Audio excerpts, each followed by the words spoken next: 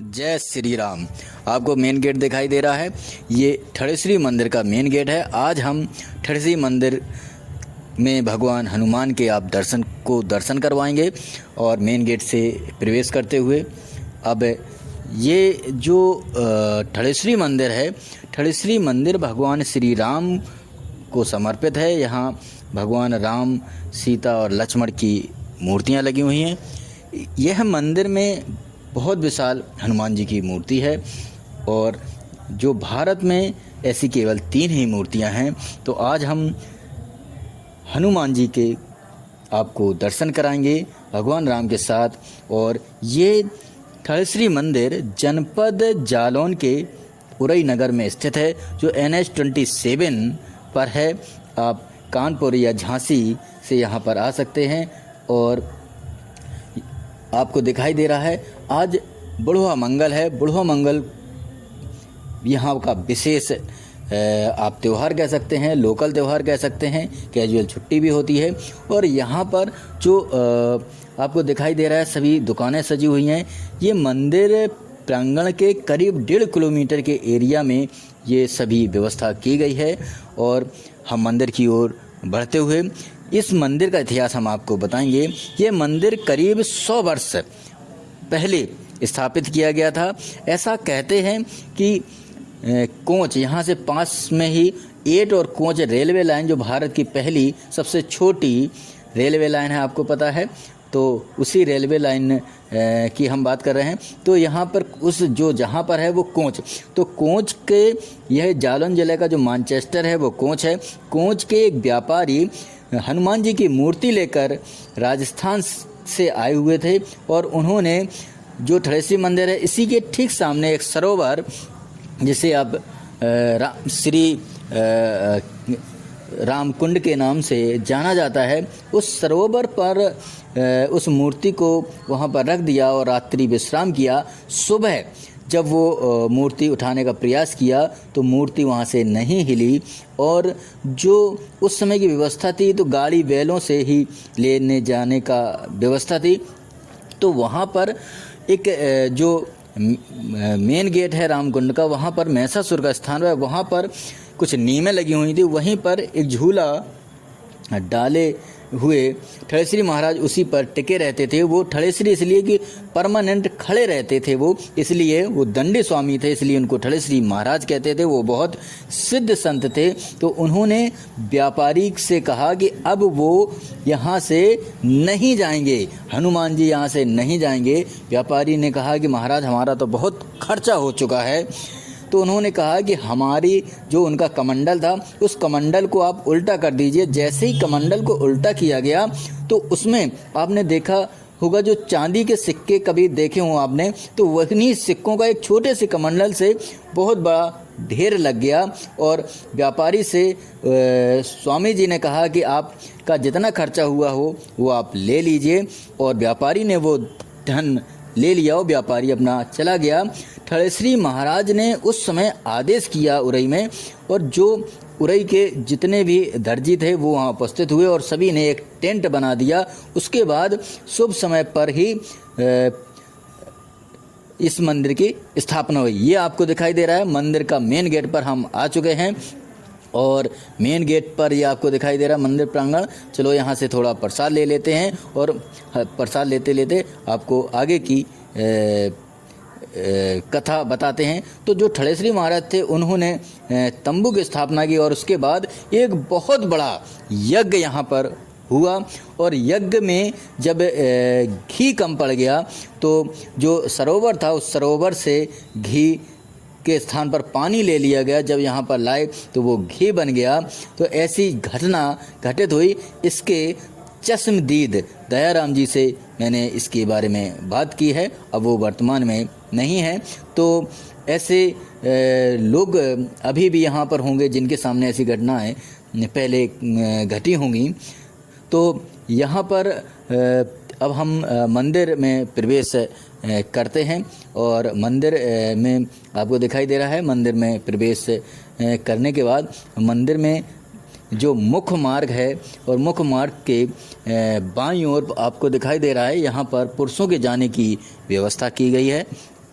और यहाँ पर आपको हम दिखाएंगे कि जो इसका मेन गेट है नक्काशी वाला आपको दिखाई दे रहा है, ये यहाँ पर महिलाओं के जाने की व्यवस्था है। और अब यहाँ से जैसे ही परमिशन प्राप्त होगी हम मंदिर में प्रवेश करेंगे। मंदिर में प्रवेश करने का आदेश हो चुका है। अब हम मंदिर में प्रवेश करते हैं और मंदिर में प्रवेश करके आपने को दिखाएंगे। ये आपको दिखाई दे रहा है कि ये मंदिर का आंगन है और यहाँ पर भीड़ लगी हुई है। अब यहाँ से अंदर प्रवेश करने के लिए पुलिस की अच्छी खासी व्यवस्था है। यहाँ से जब आदेश होगा तभी हम मंदिर में मुख्य जो गर्भगृह है भगवान श्री रामचंद्र का, उसमें प्रवेश करेंगे और उसके बाद ही परिक्रमा मार्ग से हम भगवान हनुमान जी के दर्शन करेंगे। प्रवेश करने का आदेश हो चुका है। अब मंदिर में प्रवेश करते हैं।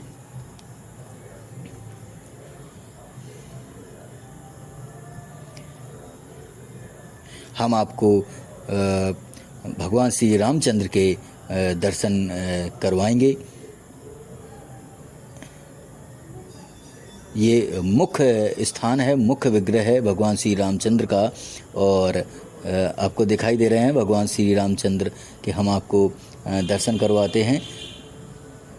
ये आपको दिखाई दे रहे हैं। यहाँ मोबाइल की मनाही है। अब यहाँ से हम चलते हैं, हमको मालूम नहीं था और मोबाइल बंद करने का आदेश हुआ है। अब हम यहाँ परिक्रमा मार्ग पर आ गए हैं और परिक्रमा मार्ग से आपको दिखाई दे रहा है कि ये नक्काशीदार जो अभी प्रांगण बना है, ये अभी कुछ समय पहले इसको बनवाया गया है। इसके पहले ये बहुत प्राचीन मंदिर था, करीब 100 वर्ष पुराना। अब हम हनुमान जी के दर्शन के लिए पहुँचे हैं, लेकिन यहाँ पर हमको रोक दिया गया है। और यहाँ पर अच्छी व्यवस्था है और यहाँ पर जो कार्यकर्ता हैं वो बहुत ही सहृदय हैं। और अब यहाँ पर जैसे ही परमिशन होगी हम भगवान हनुमान के दर्शन करेंगे। आपको भगवान हनुमान की उस विशेष विग्रह से दर्शन करवाएंगे जो हमारे अनुभव में विशेष है। और ये यहाँ पर हनुमान जी की खड़ी मूर्ति है और हनुमान जी, अब यहाँ परमिशन हो गई है और हम हनुमान जी के दर्शन के लिए आए हैं। आपको दिखाई दे रहे हैं ये विशेष विग्रह हनुमान जी का। और हनुमान जी के दर्शन के लिए आप प्रवेश नहीं कर सकते, दूर से ही दर्शन की व्यवस्था है। और यहाँ पर सभी लोग दर्शन कर रहे हैं और हम आपको हनुमान जी के दर्शन कराएंगे।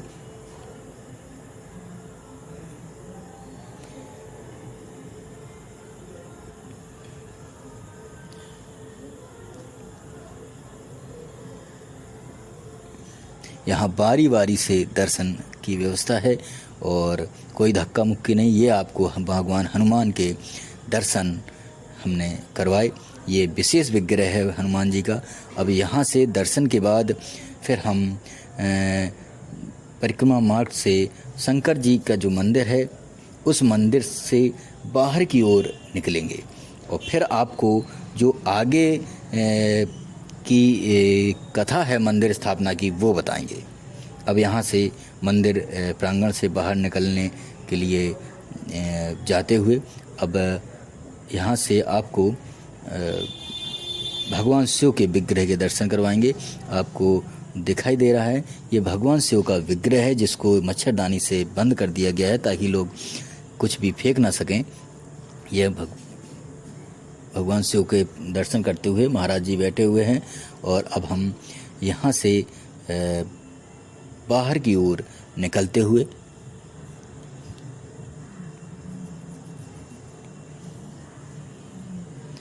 बाहर ये आपको दिखाई दे रहा है, ये स्टॉल लगा हुआ है। यदि आप कुछ चंदा वगैरह मंदिर के लिए देना चाहते हैं तो आप दे सकते हैं। और यहाँ से बाहर के लिए यहाँ प्रसाद का वितरण हो रहा है। यहाँ पर प्रसाद लेने के बाद अब हम बाहर की ओर चलेंगे और फिर आपको जो इतिहास है उसके बारे में अब हम आपको आगे का इतिहास बताते हैं। हमने आपको बताया था कि जब जो व्यापारी जो भगवान हनुमान की ये मूर्ति लाए थे वो मूर्ति वहाँ से नहीं ले जा सके सरोवर से, तो जब रामकुंड से वो मूर्ति को नहीं ले जा सके तो जो वहाँ पर दंडी स्वामी नीम के पेड़ में झूला डाले हाथ रखे हुए खड़े हुए थे, उन्होंने कहा कि यहाँ से अब वो नहीं जाएंगे। और फिर उन्होंने कहा कि हमारा बहुत खर्च हो गया है, तो उन्होंने अपने कमंडल के लिए इशारा किया कि इस कमंडल से आप कुछ धन जो चाहें वो ले सकते हैं। और कमंडल को जब उल्टा कर दिया गया तो चांदी के रुपयों का ढेर लग गया। और इसके बाद फिर उनको वहाँ जो व्यापारी था, उस व्यापारी ने जो भी खर्च हुआ था उस खर्च की जो धनराशि थी ले ली और व्यापारी चला गया। अब यहाँ जो ठड़ेश्वरी महाराज थे उन्होंने पहले दर्जियों से तंबू की व्यवस्था की और यहाँ के जो भी जमींदार थे, क्योंकि उस समय अंग्रेजी शासन था और ये जो घटना है 1915 के आसपास की घटना है, करीब 100 वर्ष पहले की। तो उस समय ठड़ेश्वरी महाराज ने और वहाँ पर भगवान हनुमान और श्री रामचंद्र जी की स्थापना के लिए एक बहुत बड़ा यज्ञ किया और उस यज्ञ में घी कम पड़ गया। तो जो सरोवर था उस सरोवर से ही 4 टीन पानी लिया गया और जब वो मंदिर लाए तो मंदिर वो घी में परिवर्तित हो गया। और वहाँ जब ऐसी घटना घटी तो फिर पुनः सरोवर में जब घी डाला गया तो वो पानी में परिवर्तित हो गया, इसीलिए उस सरोवर का नाम रामकुंड रखा गया। अब हम आपको दिखा रहे हैं, ये दुकानें लगी हुई हैं। अब ये जो हनुमान जी का मंदिर है ये पहले नागा संप्रदाय से चलता था। वैसे कहा जाता है भारत में अधिकतर हनुमान जी के मंदिर नागा संप्रदाय से चलते हैं। और जो मंदिर है तो मंदिर में वर्तमान में सिद्ध रामदास जी महंत हैं, जिन्हें सिद्धन महाराज के नाम से जाना जाता है और उनके द्वारा ही यहाँ कायाकल्प किया गया है।